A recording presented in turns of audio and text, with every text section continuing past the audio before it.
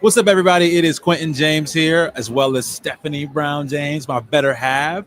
We are at the Congressional Black Caucus Foundation's annual legislative conference here, shooting episode 1 of our podcast, Collective Power.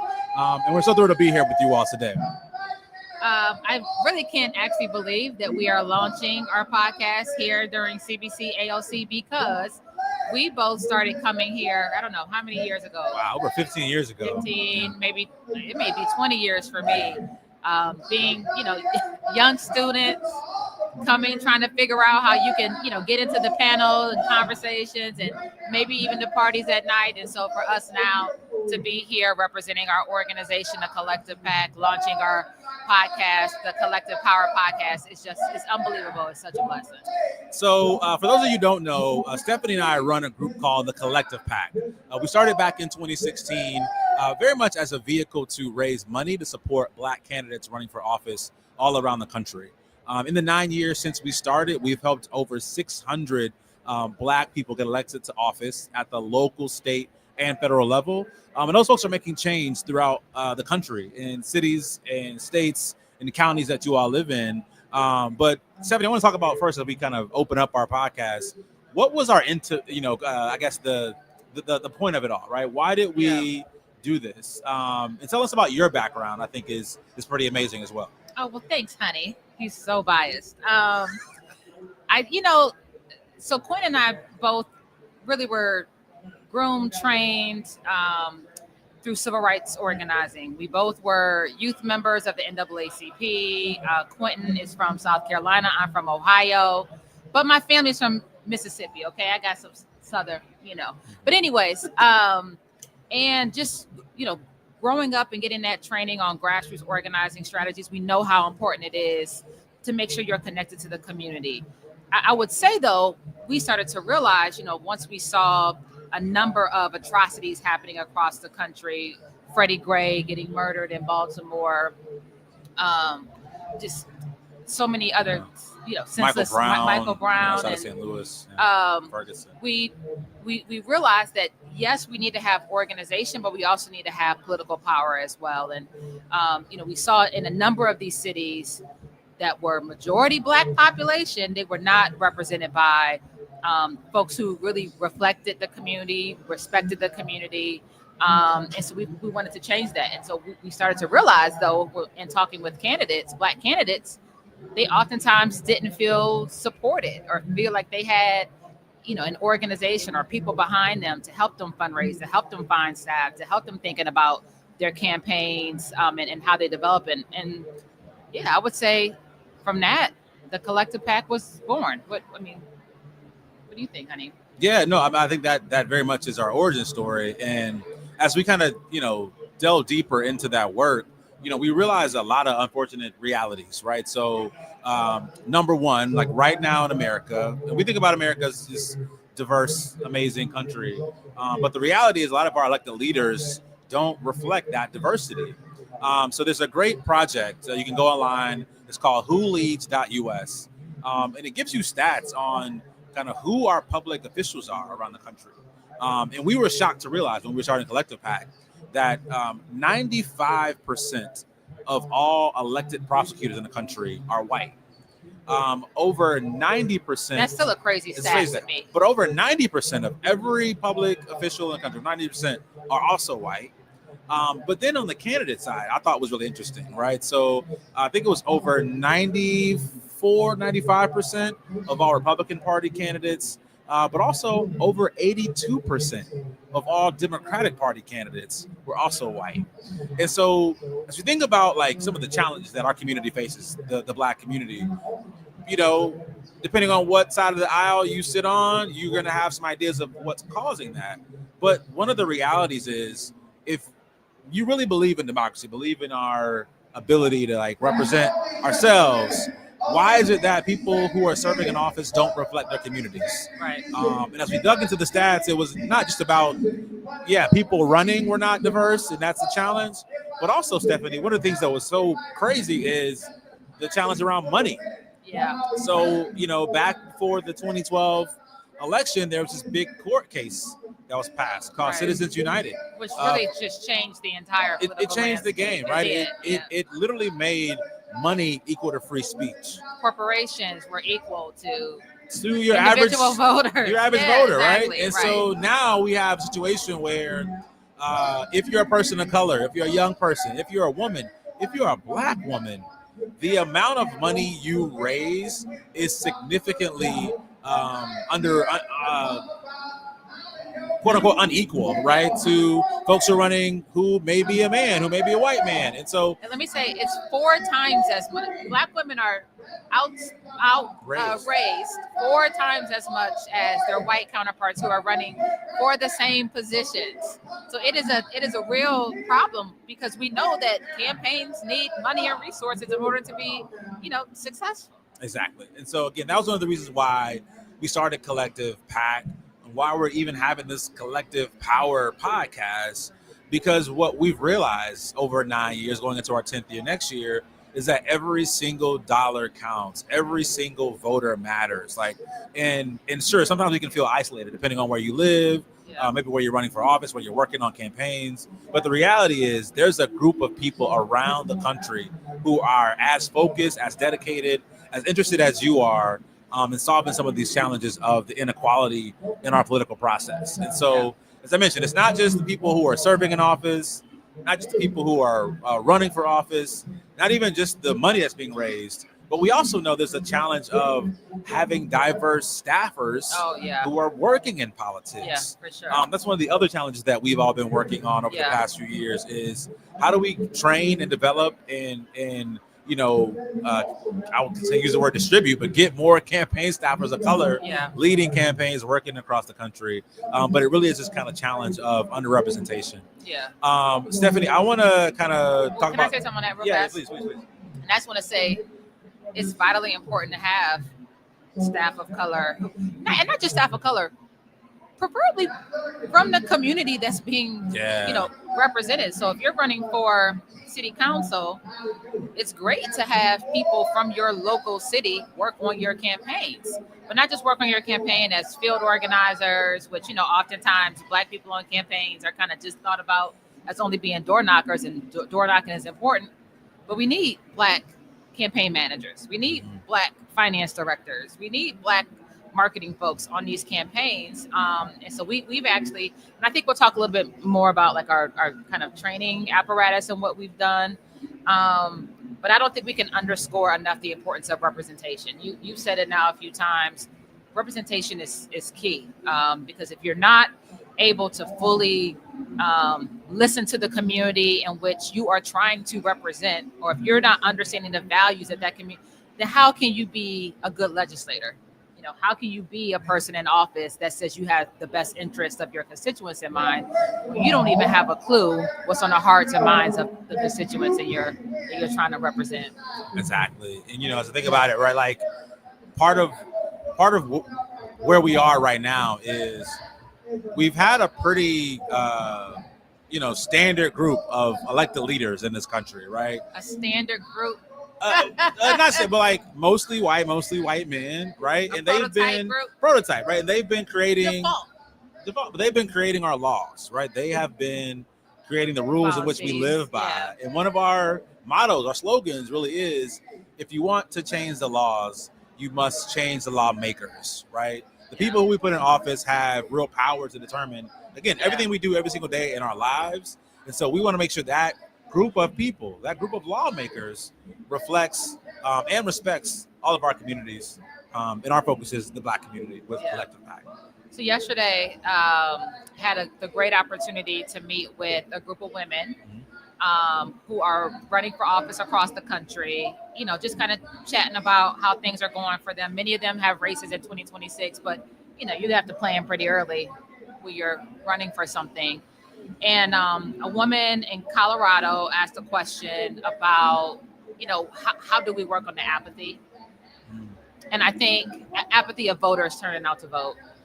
And one of the things we discussed at the table, and I think to your point, Quentin, is when people in the community don't feel as though their elected officials are having policies that they're creating that actually are going to benefit their lives, they kind of feel like, well, what's the point of voting? Right.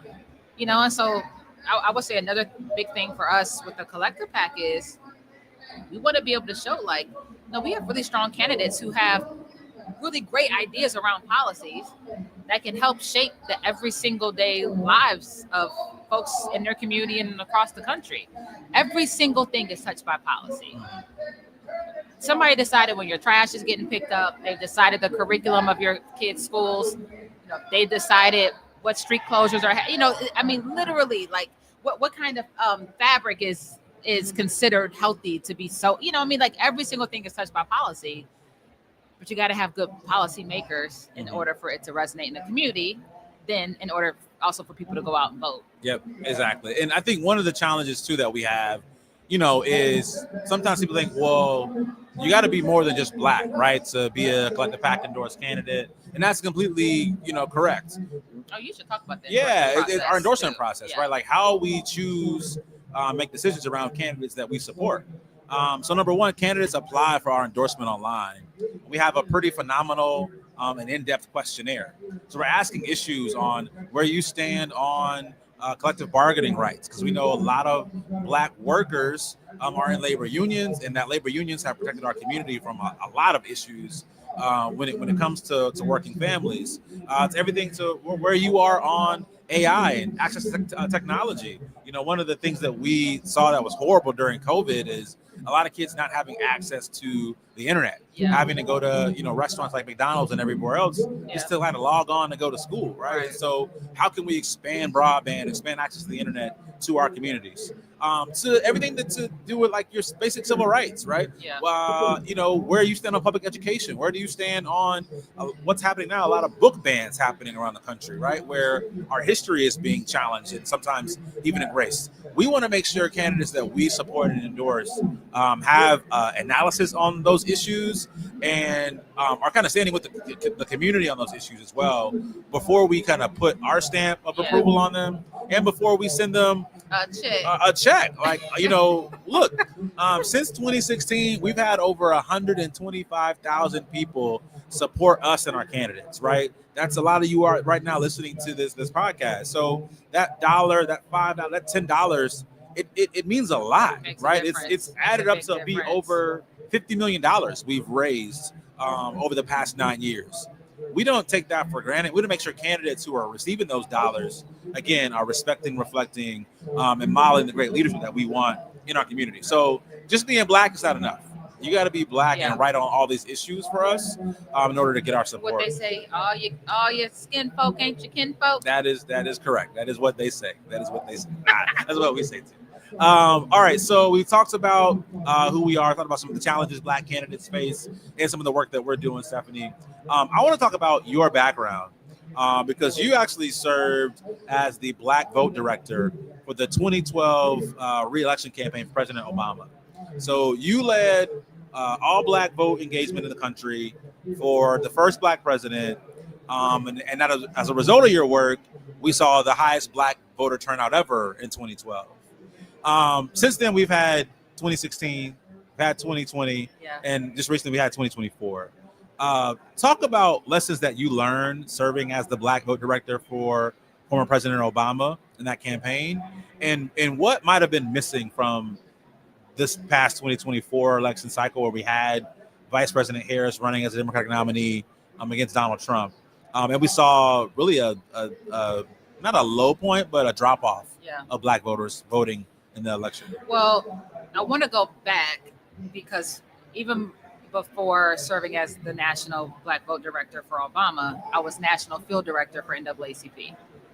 And to me, that is of the utmost importance because if I had not had that job and had the experience working day in and day out with NAACP youth units and branches across the country, really understanding the power of not just community organizing, but of coming together with also partners and just, making sure that we are resourcing our units to be successful. I could not have been successful on the Obama campaign. And I will say, we, like you said, we had the highest Black voter turnout in history, 2012. But I think one lesson I learned And also it's a lesson that we continue to scream every single election cycles that we have to be resourced to do this work. And we have to be resourced early. And so we had an unlimited amount of money, it felt like, in 2012. And so that was the first time for me that I was like, oh shoot, I can hire some people.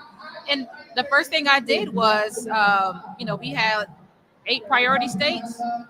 I hired a state Black vote director in those priority states whose job it was to then hire people under them to strategically organize in key places across the state. And that sounds like kind of like rocket science, like, yeah, we should have that.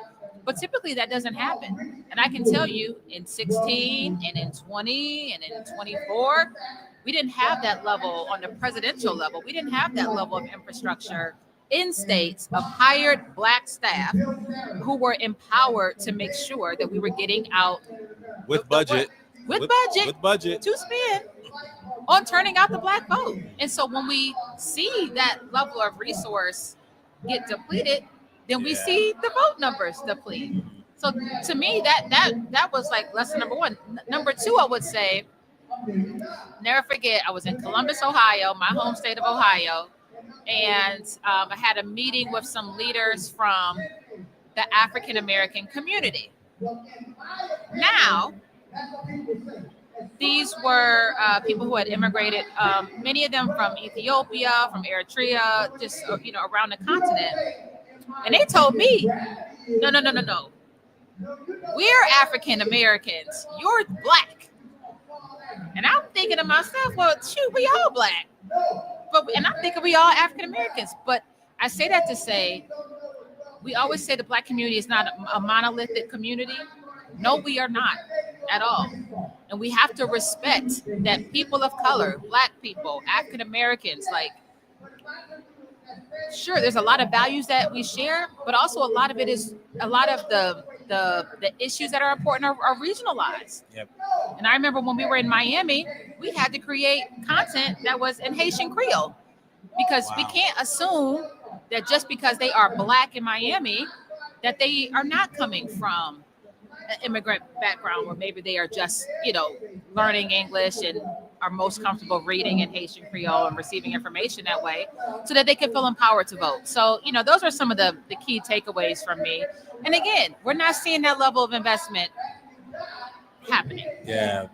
I think one of the most interesting things, I think about 2012, again, Black candidate, top of the ticket, and President Barack Obama. 2024, Black candidate, top of ticket, Vice President Kamala Harris. The thing that stuck out for me with those two races, it's the most money we've ever raised for presidential campaigns at those times. Right? Oh, so, you said 2012, that was the most at that point. Right. And Kamala beat that. Exactly, right? Okay. So you've had 2 Black candidates raise the most money ever in politics, but yet you have Black communities, you have Black staffers, you have Black consultants who don't feel a part of that success. That's a right? whole, that's episode 2. That's episode 2. All right, we'll not get into too deep into that. That's episode 2. But that's a whole. But I think it is a preview, right? Yeah, that's good. Not just this podcast, but I think of maybe this battle cry, right, around representation. Yeah. Is that the Black community is not just somewhere you go and get votes in October before the election. Yeah. Is that we actually have shown in 2008, we showed in 2012, and in 2024, that Black dollars also count in our politics. Mm-hmm. Stephanie and I were both a part of the first 24 hours when Vice President Harris became the nominee. The Win with Black Women led the way by raising over $1 million in a few hours online. Just Shout Black out to women. Win with Black Women for sure. And then the day after, the fellas, we were on vacation. We got together. Ruined our whole family vacation. Not ruined, but on behalf of interrupted. democracy. But interrupted. And we were able to raise over $1 million from Black men donors to support Vice President Harris, right? Never been done before. And so one of the things that we also have to realize as we kind of approach our 10-year with Collective PAC and look forward to 2026 and 2028 is how do we leverage the power of Black dollars to have a huge impact in our politics moving forward, supporting our candidates. And that when you all, Black donors, decide to give money to political candidates in the Democratic Party, Republican Party, whichever party, that those dollars are being leveraged to ensure Black voters are being prioritized and resourced and engaged to turn out and vote. So let me ask you a question, especially as the chief fundraiser for the Collective PAC. Who has the money and why aren't they giving it? Ooh, who has the money? Why are they giving it? Well, listen, there are lots of great episode 3? There are lots of great resources out there that can kind of show you who the largest donors are to which campaigns, who the largest fundraisers are to which campaigns. But I think we all kind of understand and know, right? Like the majority of donors in this country are white donors. The majority of donors to Democratic causes are like mostly 50 plus white women, actually. And so there are, demographics that we can call out in terms of where the money is. I think the question, though, as well as that, is what is the money being raised for, right? If the money's being raised to win elections or to help, Black candidates win or candidates in the South who are, the South over indexes in Black voters, for instance, right? Like we got to unpack how those dollars are being spent. Yeah.